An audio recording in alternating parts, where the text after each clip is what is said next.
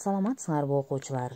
Бүгүн биз силер менен айрым сөздөрдүн кыргызча аталышына токтололу. Коом менен тил тыгыз байланышта. Демек, коомубуздун өнүгүшү менен тил да өнүгүп, толукталып турат. Өзгөчө азыркы жашообузда улам жаңы нерселер пайда болууда.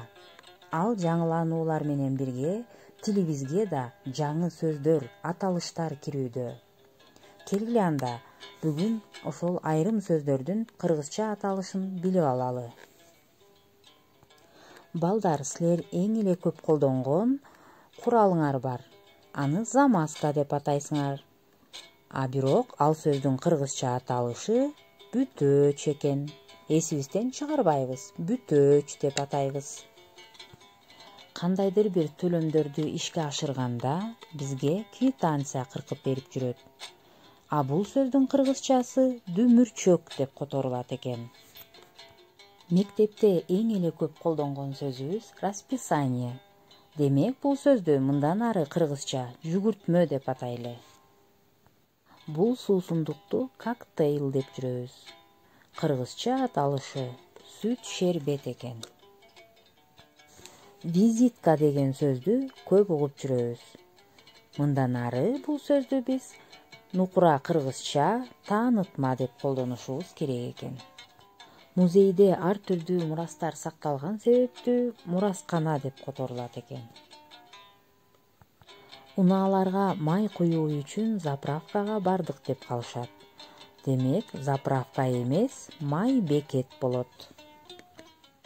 Бул сүрөттөгү кичинекей бөбөктөрдүн бешик арабасы экен. Бул сүрөттөгү буюмду асмашам деп атап көнөлү. Корообузга брусчатка төшөдүк деп каласыңар. Демек, балдар, мындан ары таман таш төшөдүк деп айтышыбыз керек. Апаларыңардын же эжелериңердин косметологко бардым деп айтканын уктуңар беле? Демек, бул кесиптин ээси сымбаттоочу деп аталат экен. Душ эмес, нукура кыргызча чайынма деп атайбыз. Силер сүйлөм түзүүдөбү, текст түзүүдөбү отличник деген сөздү кыргызча кантип жазабыз деп сурап жүрөсүңөр. Демек, балдар, билип алдык. Отличник сөзү мыктыман деп которулат экен. Мен да силердин баарыңардын сабагыңарды жакшы окуп, мыктыман болушуңарга тилектешмин.